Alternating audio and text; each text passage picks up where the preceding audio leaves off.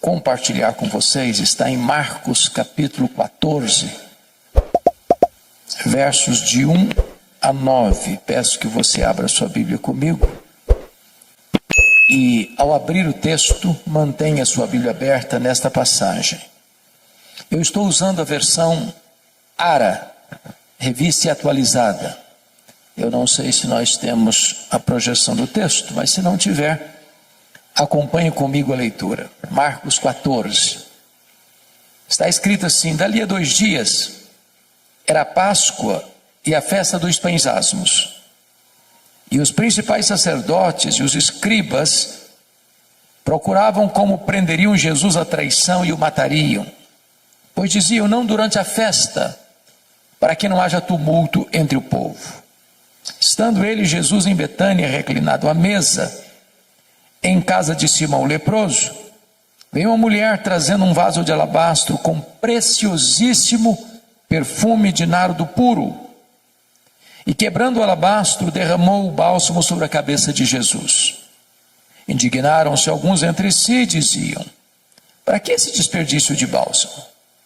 Porque este perfume poderia ser vendido por mais de 300 denários e dar-se aos pobres. E murmuravam contra ela.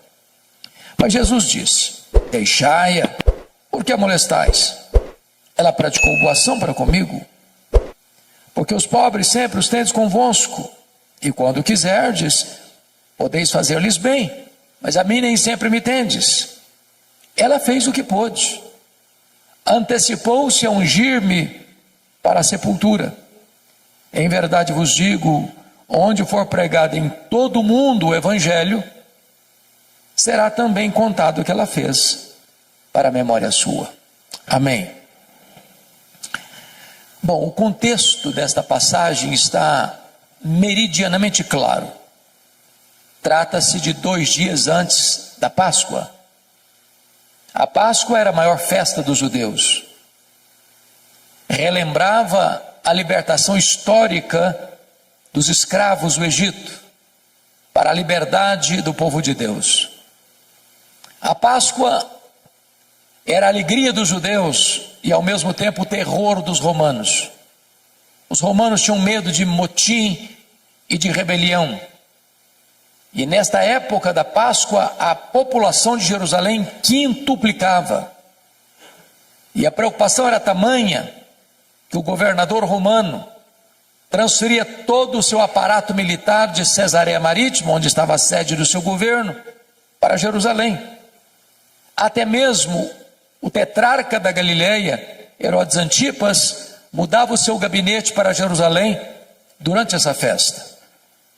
E está escrito que 2 dias antes dessa festa, as autoridades judaicas, os sacerdotes principais e os escribas tramavam, urdiam, conspiravam nos bastidores a prisão de Jesus à traição, para matá-lo depois da festa, quando o povo já tivesse ido embora, portanto longe dos holofotes.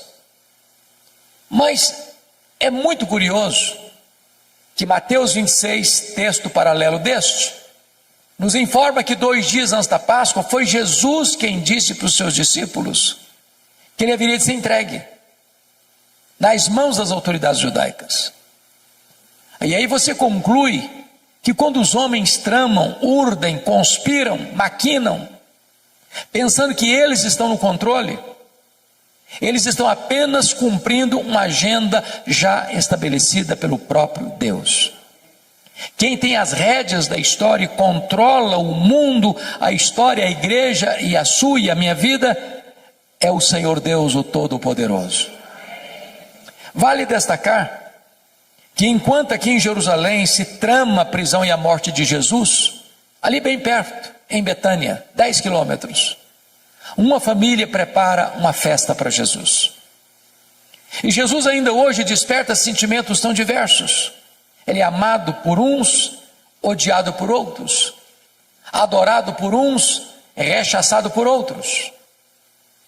É importante entender ainda que esse jantar que foi oferecido a Jesus em Betânia aconteceu na casa de um homem chamado Simão.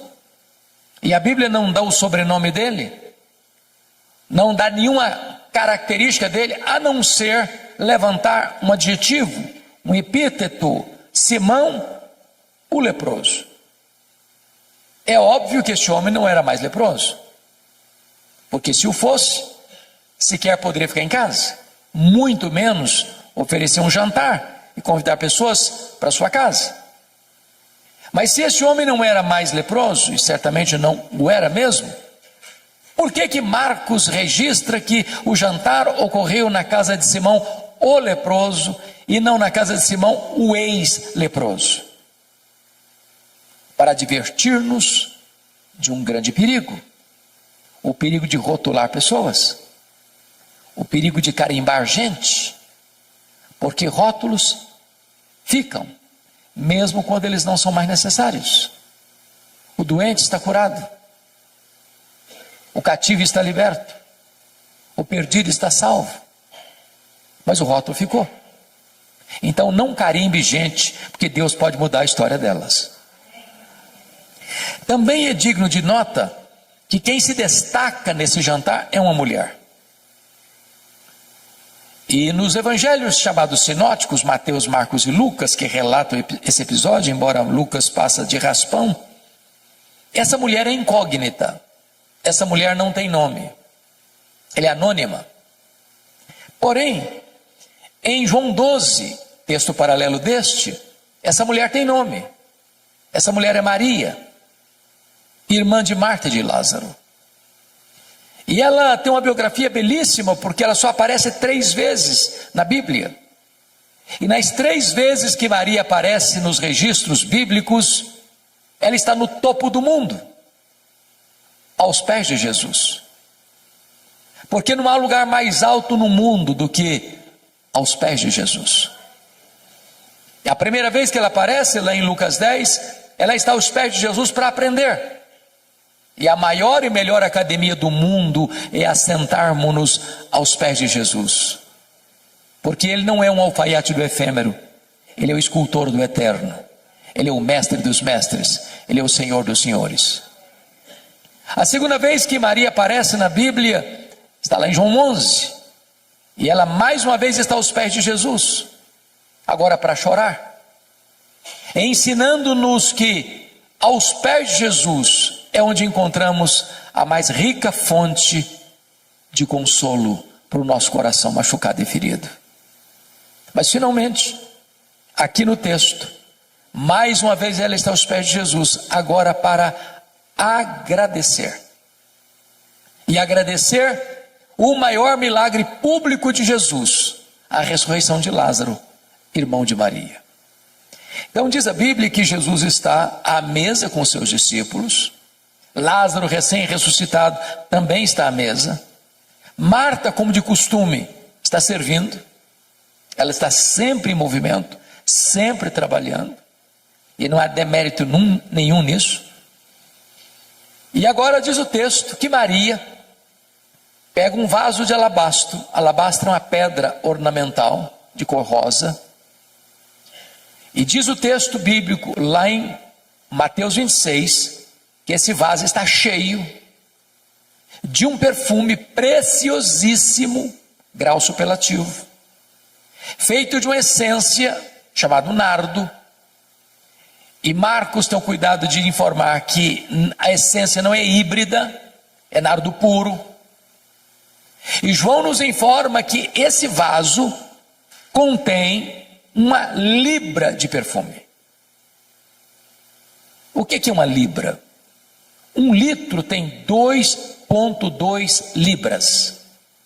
Portanto, se o vaso está cheio e tem dentro do vaso 1 libra de perfume, estamos informando que tem dentro desse vaso em torno de 350 a 400 ml de perfume. É um frasco pequeno, de uma pedra bonita, alabastro. E ela vem por trás de Jesus e quebra este vaso. Toda a casa é tomada pelo perfume de João 12. Esse perfume escorre pela cabeça de Jesus, toma todo o seu corpo, chega aos seus pés, e ela então enxuga os pés de Jesus com seus cabelos. Isso provoca uma reação imediata dos discípulos, capitaneados por Judas Iscariotes. Isso é um desperdício. Esse perfume poderia ser vendido por mais de 300 denários e dar-se aos pobres. E murmuraram contra ela. E Jesus sai em defesa de Maria e diz: deixai-a. Ela praticou uma boa ação para comigo. Os pobres sempre os tendes convosco, mas a mim nem sempre me tendes. Ela fez o que pôde. Antecipou-se a ungir-me para a sepultura. E em verdade vos digo, em todo mundo onde for pregado o evangelho, será contado o que ela fez para a memória sua. Portanto, agora eu quero, olhando para o texto, tirar daqui algumas lições para o nosso ensino. Primeira lição, confira comigo o verso 8. Ela fez o que pôde. Sempre que leio isso, o meu coração é fisgado por uma pergunta: meu Deus, e eu estou fazendo o que posso para Jesus? Estou fazendo tudo o que posso para Jesus? Porque às vezes nós fazemos, mas fazemos relaxadamente. Às vezes nós fazemos, mas não fazemos tudo o que podemos. Às vezes nós fazemos, mas não fazemos de todo o coração. Às vezes nós fazemos, mas não fazemos com a motivação certa. Maria se nos apresenta como um exemplo. Ela fez o que pôde. Permita-me um exemplo para clarear essa ideia. Eu acho que vocês todos já ouviram falar dos moravianos da Alemanha. Movimento que começou em 23 de setembro de 1723, às 11 horas da manhã, começando uma reunião de oração que durou 100 anos, ininterruptamente, produzindo uma geração de gente piedosa, comprometida com a obra missionária. Para vocês terem uma ideia, cada 18 moravianos sustentavam um missionário fora da Alemanha, mesmo sendo tão pobres. Às vezes a situação era tão crítica que alguns deles não tinham dinheiro para ofertar. Então se vendiam, era uma coisa possível na época, se vendiam como escravos, para comprar a passagem de ida, para os povos mais longínquos, para dedicar o resto dos seus dias ali, pregando o evangelho da graça de Deus. Quando eu vejo um exemplo desse, eu preciso perguntar a mim mesmo: meu Deus, e eu estou fazendo o que posso, tudo o que posso para Jesus? Maria fez o que pôde. Segunda lição que eu aprendo com Maria, versículo 3 e 4. Ela fez o seu melhor. Quando você lê esse texto do perfume preciosíssimo de nardo puro, precisamos entender algumas coisas. Primeiro, esse nardo, a essência da qual se fazia o perfume, era uma essência raríssima, caríssima, que não tinha em Israel. O nardo só era encontrado nas cordilheiras do Himalaia, de um arbusto seco, moído e transportado em lombos de camelos. Esse perfume não era encontrado numa loja de perfumaria. Ele era comprado pouco a pouco, gota a gota, grama a grama, ml por ml, ia sendo acondicionado nesse vaso de pedra. O perfume era tão precioso que Judas, que era tesoureiro e entendia de finanças, avaliou o perfume em mais de 300 denários. Agora vamos entender isso. O frasco tinha pouco mais de 300 ml. 300 ml. Então estou afirmando que cada ml valia um denário. Mas o que era um denário? O denário era a moeda de pagamento de um trabalhador durante um dia.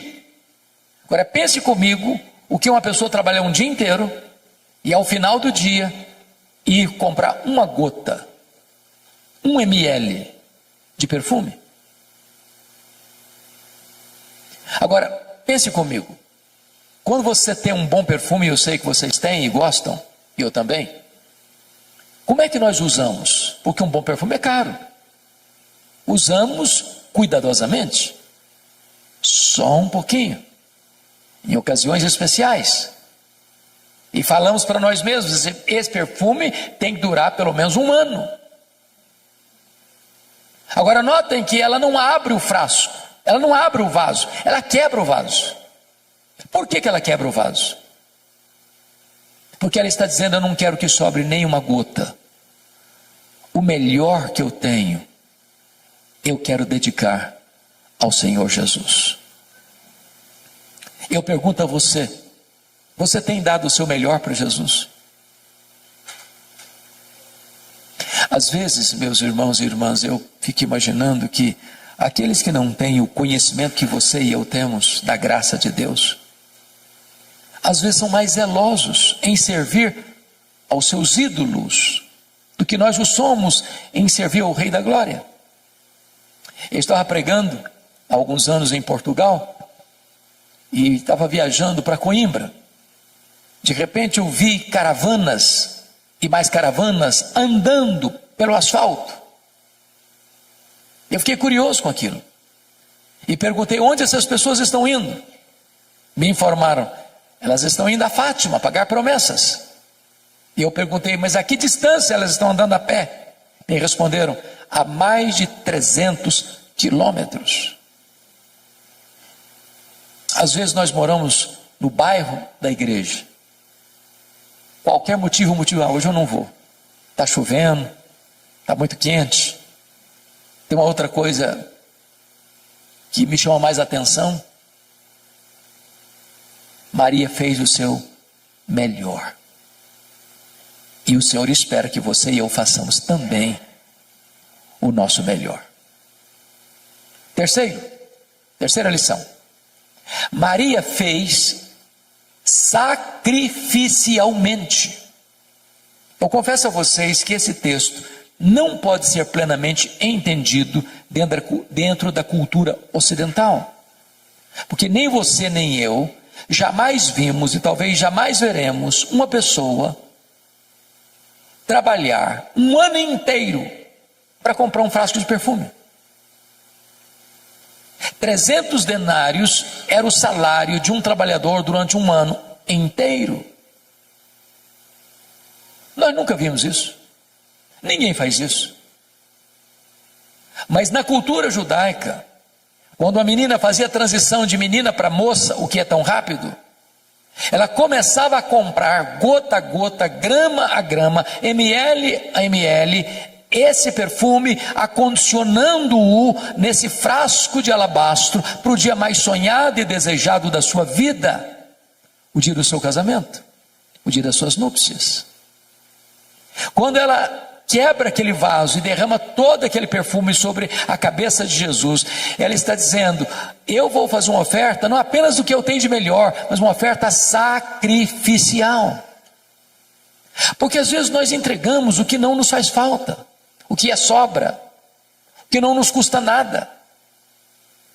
Mas a oferta de Maria é uma oferta sacrificial.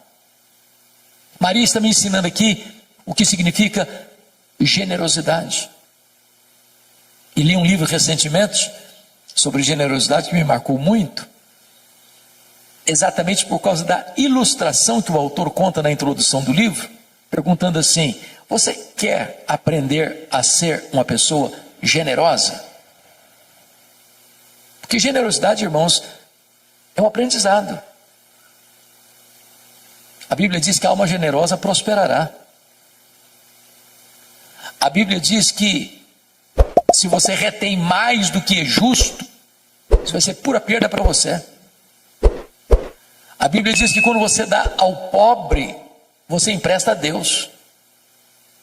Jesus ensinou que mais feliz é dar, mais feliz é o que dá do que o que recebe. Mas o autor diz assim, você quer aprender a ser generoso? Compre um vaso de vidro transparente, bote na sua sala, mas não ponha flor, ponha só terra, para você passar por lá todo dia e olhar esse vaso, para ensinar você duas coisas. Primeiro, de onde você veio? Você veio do pó. Segundo, para onde você vai? Você vai voltar para o pó. Do pó que você veio, quanto você trouxe? Não trouxe nada. Para o pó que você vai, quanto você vai levar? Também não vai levar nada. Então você não é dono de nada. Você é apenas o mordomo do dono. O que a Bíblia diz é que Deus requer do mordomo que ele seja fiel. Ora, para ser fiel ao dono, que é generoso, a única maneira de eu ser um mordomo fiel ao dono generoso é sendo generoso com o que é do dono. O seu e o meu problema em sermos generosos é que nós temos a síndrome de dono. Mas se eu entendo que o que Deus me confiou não é meu e eu preciso administrar de maneira generosa, eu já não vou ter mais dificuldade de ser generoso com o que é do dono, porque o dono é generoso. Maria fez sacrificialmente. Quarta lição que eu aprendo com Maria. Maria fez, apesar das críticas. Versos 4 a 6, ela enfrenta 3 críticas: indignação, murmuração e molestação. Eu sou pastor há 43 anos. Eu confesso a vocês que eu nunca vi alguém se levantando para fazer algo relevante na vida sem enfrentar críticas. Quem tem medo de críticas não serve a Deus. Quem tem medo de críticas está mais interessado no aplauso dos homens do que na aprovação divina. Quem tem medo de críticas está construindo monumentos a si mesmo, em vez de estar trazendo glória a Deus. E notem vocês que alguns estão indignados contra Maria, mas quem são esses alguns? São os discípulos, são os apóstolos, são os líderes, que deveriam estar felizes com ela e estão indignados contra ela. E notem, eles não estão indignados com o que ela está fazendo, não. Eles estão indignados para quem ela está fazendo. Se fosse para os pobres até que passaria, mas para Jesus, não, isso aí é um desperdício. E notem mais, eles não estão murmurando não, eles estão murmurando contra ela. Eu sei que esse assunto de murmuração já acabou há muito tempo nas igrejas, não tem mais. Mas naquela época existia. Bom, chegaram ao ponto de molestarem Maria. Molestação é crime.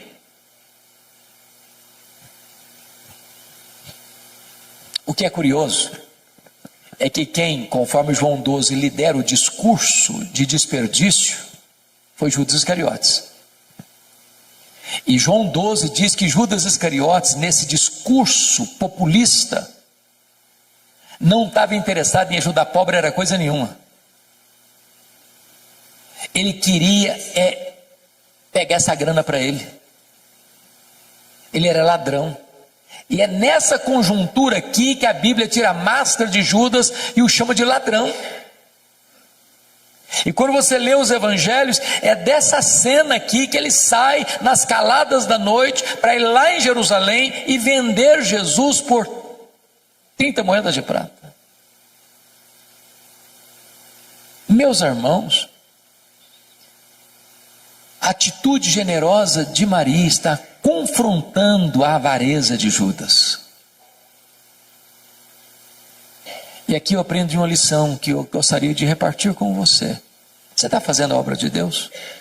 Alguém está criticando? Alguém está murmurando? Alguém está ficando assim no seu pé, atormentando você, molestando você? Continue fazendo a obra de Deus. Você não está fazendo para agradar homens. Você está fazendo para a glória de Deus. Porque tem crentes, eu sei que não tem ninguém assim aqui, mas tem crente cristal, porcelana, hipersensível. Qualquer coisinha se melindra. Qualquer coisinha eu também não faço mais nada na igreja, porque eu fui fazer e me criticaram. Tem gente que até sai da igreja por isso. Não, Maria não era uma mulher hipersensível, ela estava fazendo para o Senhor, apesar das críticas. Quinta lição que eu aprendo com Maria. Maria fez só para agradar ao Senhor Jesus. João 12 traz-nos uma informação que só ele traz. É que Maria enxuga os pés de Jesus com seus cabelos. Na cultura brasileira, ocidental, isso não significa nada. Apenas um gesto de humildade. Mas dentro da cultura israelita, isso era um escândalo. Uma mulher não soltava os cabelos em público. Era dar margem para suspeitas da sua reputação ilibada. Mas então por que Maria o fez? A única explicação que encontramos é que quando você tem um sentimento transbordante de gratidão, quando o seu amor extravasa pelos poros da sua alma, você não consegue ficar retido e limitado a determinadas cercas de cultura, de clichês. Você acaba excedendo. Porque às vezes, meus irmãos, nós, até com o nosso zelo, somos cheios de dedo, preocupados em desagradar fulano, desagradar Beltrano, desagradar Cicrano. Porque se eu fizer algum gesto, alguém vai me censurar. Se eu levanto a mão, me censura. Se eu não levanto a mão, me censura também. Se eu transbordo em emoção e choro, acho que eu sou piega. Se eu não choro nunca, eu sou durão demais. Aí eu fico olhando para ver, medindo os meus atos, medindo os meus gestos, porque eu não quero desagradar ninguém. Eu, às vezes, querendo agradar todo mundo, eu acabo desagradando a Jesus. O único vetor que governou Maria foi agradar a Jesus. Ela não estava preocupada do que Tomé ia falar, o que Mateus ia dizer, o que Judas ia comentar. Ela queria agradar a Jesus. E eu não estou dizendo que você e eu estamos liberados para desagradarmos as pessoas, não. O que eu estou dizendo é que agradar a Jesus deve ser o vetor que governa a nossa vida. Sexta lição que eu aprendo com Maria. Maria fez no tempo certo. Versículo 8, a parte B diz: ela antecipou-se a ungir-me para a sepultura. Me permita retroceder um pouco aqui para explicar melhor isso. Vocês se lembram de Lucas 8, a partir do verso 3, que foram as mulheres da Galileia que bancaram financeiramente o ministério de Jesus. Eu vou falar baixinho porque tem mulheres no auditório. As mulheres são mais generosas do que os homens. É verdade. A história prova isso. Quem financiou o ministério itinerante de Jesus pelas cidades e aldeias da Galileia, tinham 204 cidades e aldeias, foram as mulheres. A Bíblia cita 3 pelo nome: Maria Madalena, Joana, Susana e muitas outras. Eu não sei quantos são muitas outras. Mas pense comigo aqui na cena. Tem Jesus, tem 12 apóstolos, 13. Tem Maria Madalena, Joana e Susana, 16 agora. Muitas outras eu não sei quantas. Vamos imaginar que o grupo todo seja de 40 pessoas. De cidade em cidade, de aldeia em aldeia. Não tem hotel, não tem hotel fazenda. Não tem self-service. Não tem infraestrutura. E elas atrás, passando Pix, fazendo transferência bancária, pagando a conta. Nessa jornada é que Jesus diz para os discípulos e para elas que era necessário subir para Jerusalém para ser preso, para ser crucificado, para ressuscitar o terceiro dia. Quando Jesus vai, essas mulheres sobem com ele. Quando Jesus foi crucificado, os apóstolos todos, exceto João, se acovardaram. Mas essas mulheres da Galileia estavam presentes na crucificação de Jesus. Quando Jesus foi sepultado, diz Lucas 23, 54 e 55, que nem João, pelo menos não consta, que ele estivesse presente no sepultamento de Jesus. Mas essas mulheres viram onde e como Jesus foi sepultado. Repita comigo: onde e como Jesus foi sepultado.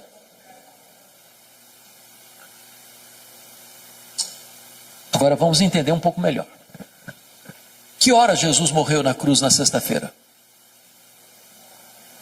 3 horas da tarde. 3 horas da tarde. Hora nona. Que horas ele foi sepultado? A Bíblia não consta, mas tinha que ser antes de começar o sábado.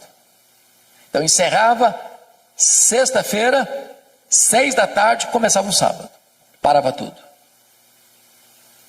Agora, vamos pensar de novo comigo aqui, me acompanha o raciocínio. Então, entre a morte e o sepultamento, quanto tempo disponível se tem? 3 horas.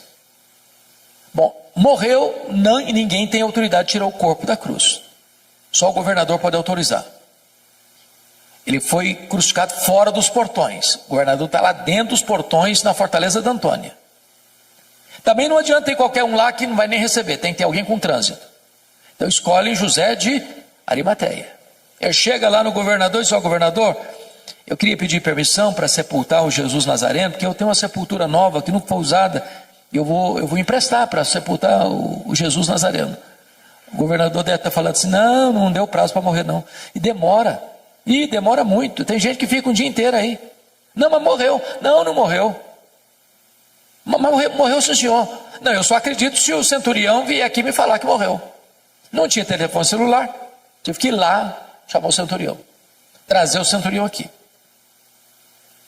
Morreu sim, senhor, então tem que fazer um documento. Agora tem que ir lá no mercado comprar lençóis, mas tem que ir numa outra loja comprar perfumes. Agora tem que tirar o corpo da cruz, agora tem que limpar o corpo, agora tem que colocar perfume no corpo, agora tem que enrolar o corpo no lençol, agora tem que tirar daqui e levar para o túmulo, mas o túmulo é novo, nunca foi usado, tem uma pedra imensa para rolar, tem que rolar a pedra, tem que botar o corpo, tem que rolar a pedra de novo. Muito pouco tempo. E as mulheres estão lá de butuca, olhando onde e como Jesus foi sepultado. Eu não sei, a Bíblia não deixa isso tão claro, mas a compreensão que eu entendo, que eu tenho, é que logo que terminou o sábado, que hora que terminou o sábado? Sábado, 6 da tarde. Elas correm no mercado para comprar o quê? Perfumes. E por quê? Por quê? Meu entendimento é que mulher não gosta de nada mal feito. Elas estão olhando, estão observando. Pensaram assim: esse serviço que fizeram ficou mal feito. Quando terminar o sábado, nós vamos voltar e vamos fazer esse serviço direito. Quem está voltando no túmulo não são os apóstolos, eles estão trancados com medo, acovardados. Quem bota a cara na rua, num ambiente hostil, são as mulheres da Galileia. Quando elas chegam, uma surpresa: a pedra está rolada. Quando elas entram, outra surpresa: o túmulo está vazio. Quando elas saem, uma outra surpresa: o anjo pergunta para elas: o que vocês vieram fazer aqui? Procurar entre os mortos aquele que está vivo. Ele não está mais aqui não, ele ressuscitou. O que o anjo está dizendo para essas mulheres? Vocês fizeram muita coisa para Jesus, mas uma coisa vocês não fizeram: vocês não anteciparam a ungir o corpo dele para a sepultura. Agora ele não precisa mais. Lição aprendida? Faça no tempo certo. Há coisas, irmãos, que ou fazemos hoje ou nunca teremos oportunidade de fazer. A oportunidade passa. Nunca deixa para amanhã o que você pode fazer hoje. Nunca faça a oração de Faraó. Pediu para Moisés orar por ele, para as rãs irem embora amanhã. O problema era de hoje. Amanhã pode ser tarde demais. Eu não sei se vocês concordam comigo, há duas coisas que me chocam muito na cultura brasileira.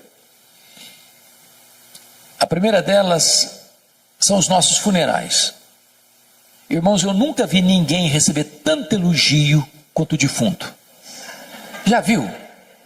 É uma rasgação de seda em cima do caixão que não tem mais fim.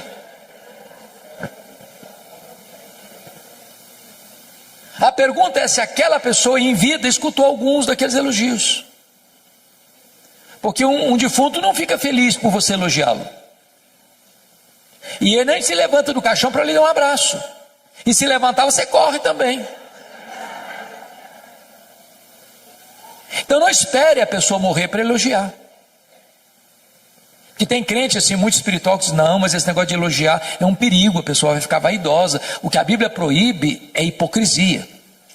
Mas um elogio sério, sincero, oportuno, é um bálsamo. A segunda coisa que me choca na nossa cultura é que defunto recebe mais flores do que vivos. Faz sentido isso? Não faz sentido, gente. Eu fui num funeral certa feita e contei 86 coroas de flores. Contrataram um caminhãozão para levar as flores, um caminhãozinho desse tamanhozinho para levar o defunto. E eu fiquei do lado olhando. Falei, meu Deus, para que tanta flor para o defunto? Coitado, não consegue cheirar um botão de rosa a mais. Mas sabe por que os mortos recebem mais flores do que os vivos? Porque a voz do remorso é maior que a voz da gratidão. Não espere a pessoa morrer para mandar flores. Mande flores enquanto ela pode admirar as flores. Colocar um bonito jarro, botar na sua sala. Faça no tempo certo. Eu fico olhando para a Bíblia e vendo a história do Davi. Sabe quantos anos o Davi ficou brigado com Absalão? 11 anos. 11 anos. Sem conversar. Chegou uma hora que o menino não queria conversar com o pai também não. Agora ele queria matar o pai. Tomar o trono do pai.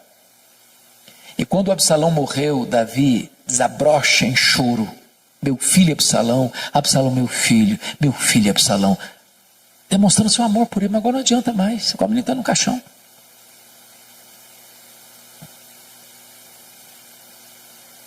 Não espere para amanhã. Faça hoje, enquanto é tempo. No tempo certo. Mas deixa eu terminar com a última lição de Maria, a sétima lição do texto. Versículo 9. Maria fez com reflexos para a eternidade. Jesus diz, em verdade vos digo, em todo mundo, onde for pregado o Evangelho, será contado o que ela fez para a memória sua. E essa profecia de Jesus, proferida numa casa pequena, numa vila pequena, há 2000 anos, tem sido contada dos outeiros da história, nos ouvidos do mundo. E essa profecia se cumpre hoje, exatamente dia 8 de março, de abril, 8 de abril de 2025, um hotel fazenda em Poços de Caldas, Minas Gerais. A grande pergunta desse texto é o que é que você e eu estamos fazendo hoje que vai reverberar nas futuras gerações? Que marcas nós vamos deixar? Que legado nós vamos deixar para as futuras gerações? Eu não sei se você pensa nisso, de vez em quando eu penso. Qual vai ser a frase que eles vão botar naquela plaquinha de mármore branco que fica em cima da sepultura? Se Jesus não voltar antes, depois de 50 anos que nós tivermos partido e alguém passar lá e espanar a poeira, será que a nossa vida vai impactar alguém ainda? Nós estamos vivendo uma geração egoísta, narcisista, consumista, materialista. Nas palavras de A.W. Tozer, estamos vivendo uma geração que está olhando para o seu próprio umbigo.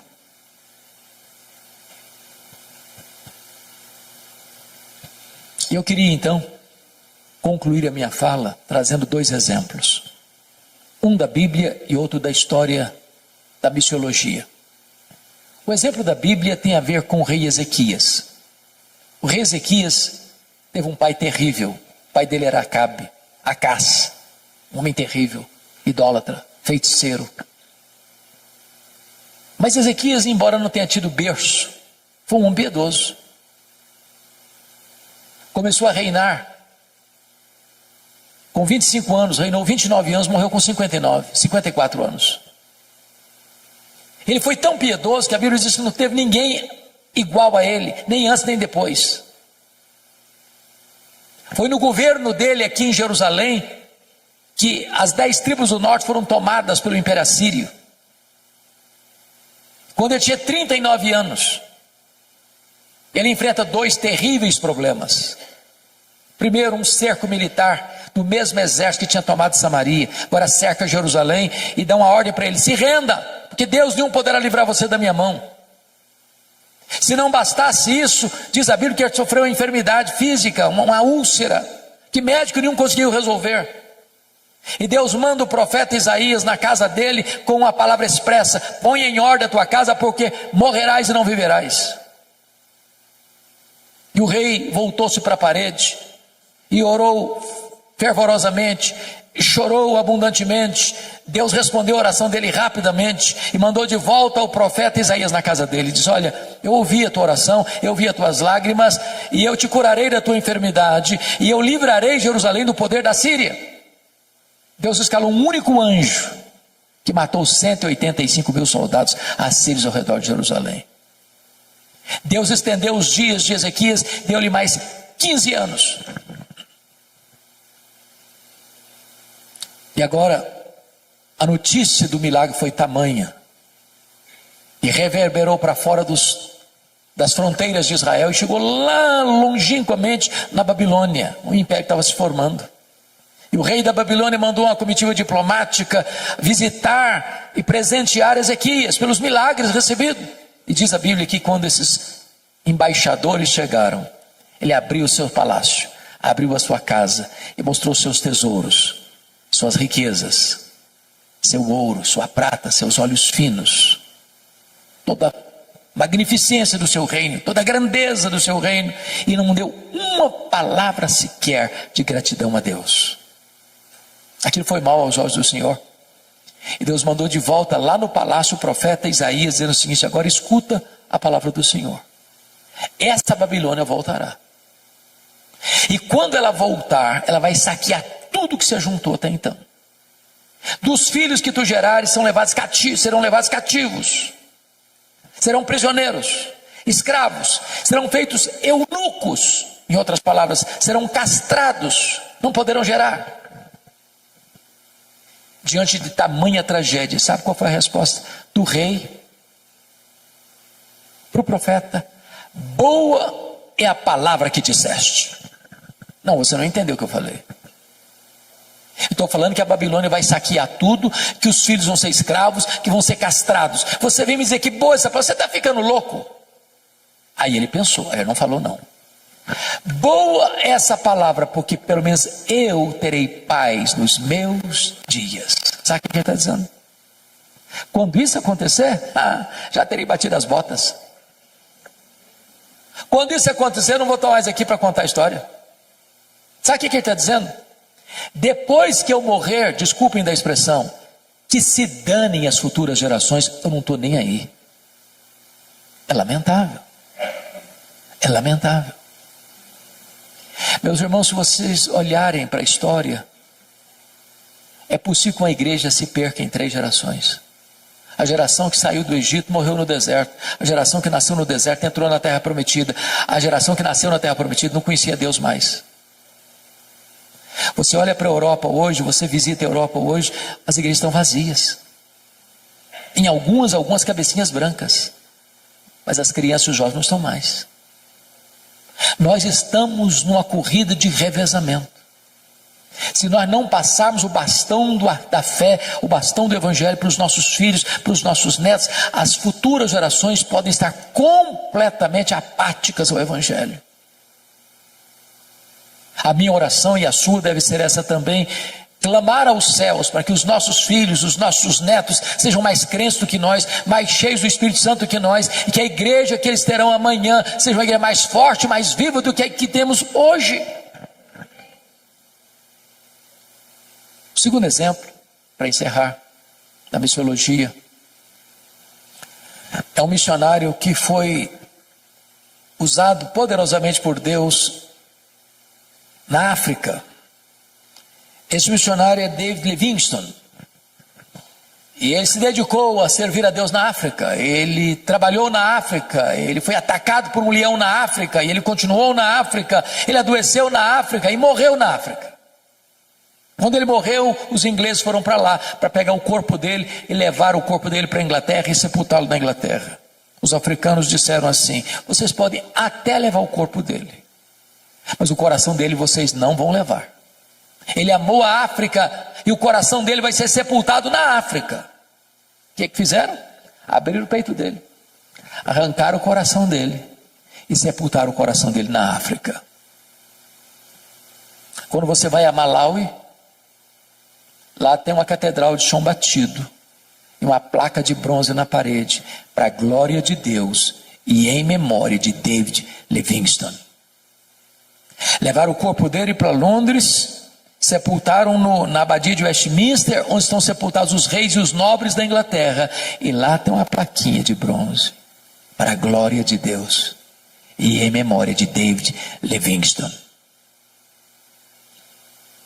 A minha oração, queridos, é que você e eu possamos viver de tal maneira que a nossa vida reflita a glória de Deus, e que as pessoas, ao lembrarem da nossa existência, possam ser motivadas